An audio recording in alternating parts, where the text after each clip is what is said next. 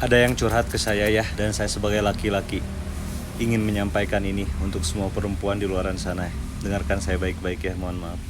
Katanya dia itu maunya kamu yang mengerjakan pekerjaan rumah tangga, mencari uang juga, merawat ibunya juga, mengurus anak-anak juga, tapi dengan nafkah yang sangat minim, yang tidak cukup untuk kebutuhan kamu dan anak-anak. Uangnya dipegang sendiri, anak dan istrinya cuma dikasih nafkah ala kadarnya doang.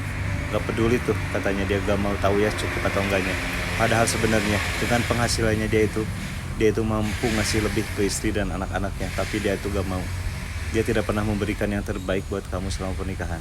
Dan dia pun tidak pernah berjuang untuk membahagiakan kamu. Malah selama pernikahan bersamanya, kamu cuma dijadikan 5 hal ini. Pertama, penopang hidupnya. Yang kedua, dompet berjalannya. Ketiga, yang mengurus semua pekerjaan rumah sendirian. Dan yang keempat, yang hanya diminta melayani lahir batin. Dan kelima terakhir, yang hanya dituntut untuk punya anak. Sementara dia pelit dan perhitungan dalam segalanya. Pelit uang, tenaga, pelit perhatian dan kasih sayang. Kamu sakit, gak pernah diperhatikan dan gak pernah diobatin atau dirawatin. Sementara kamu dalam kondisi sakit masih harus merawat ibunya itu, sedangkan dia cuma tidur doang kerjaannya seharian katanya. Kamu ngomong gak pernah didengerin, hanya ibunya aja yang didengerin omongannya.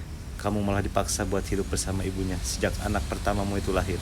Otomatis ya, ada campur tangan ibunya dalam rumah tanggamu selama ini. Nah, dia pun tidak pernah sama sekali membantu pekerjaan di rumahnya katanya. Udah gak mau keluar uangnya buat meringankan pekerjaan di rumah, gak mau juga bantu-bantu pekerjaan di rumah, pelit tenaga juga. Saya mau tanya ya sama kamu, ini pernikahan atau hanya beban sebelah pihak? Dan saya ya paling tidak setuju kalau banyak orang bilang ketika terjadi perceraian pasti ngomongnya kasihan anak-anak, nanti mental anak-anak terganggu. Justru ya bagi saya, mental anak-anak terganggu kalau pernikahan tetap dipertahankan, karena anak-anak itu ya sering melihat bapak ibunya berantem terus, adu mulut lah, melihat ekspresi sikap yang tidak sepantasnya dari kedua orang tuanya, saling menyakiti dan saling menyudutkan, malah memberi contoh yang gak bagus kan ke anak-anaknya. Jadi untuk apa mempertahankan rumah yang utuh, namun hanyalah mempertahankan kejoliman dan kehancuran saja di dalamnya. Nah, anak-anak itu kan menurut saya butuh ibu yang waras, yang sehat, yang kuat, dan ibu yang bahagia, supaya anak-anak juga bisa tumbuh dengan waras, sehat jiwa raga dan bahagia. Buktinya kata dia ya, katanya anak-anakku alhamdulillah kok mentalnya itu gak terganggu seperti yang bapaknya bilang. Mereka tetap menjadi anak-anak yang pintar walaupun kami berpisah katanya. Anakku dari yang pertama sampai anak yang ketiga, syukur alhamdulillah pintar-pintar dan berprestasi semuanya. Yang menurut saya ya, karena kecerdasan anak diturunkan dari ibu yang pintar juga, diturunkan dari genetik ibunya. Kamu harus paham ini, pernikahan itu ibadah, perceraian juga ibadah.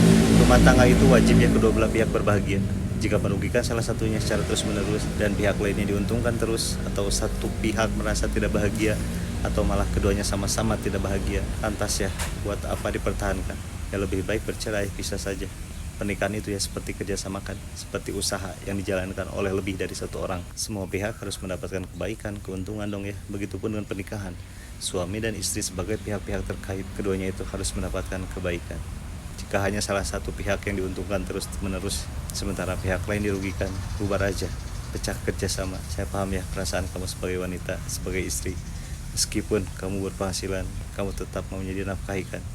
Jangan mentang-mentang kamu berpenghasilan sendiri, terus suami lepas tanggung jawab dan kewajibannya sebagai suami itu, atau ngasih nafkah cuma ala kadarnya. Yang penting gugur pemberian nafkah, tanpa mau peduli itu nafkah yang dikasih cukup atau enggak buat istri dan anak-anaknya. Itu jolim namanya. Jadi untuk kamu ya perempuan di luar sana yang merasakan hal yang sama, kamu bukan istri yang tidak bersyukur kok. Kamu itu hanya lelah ya, harus menanggung semuanya sendirian dengan nafkah yang tidak layak. Kamu berhak bahagia.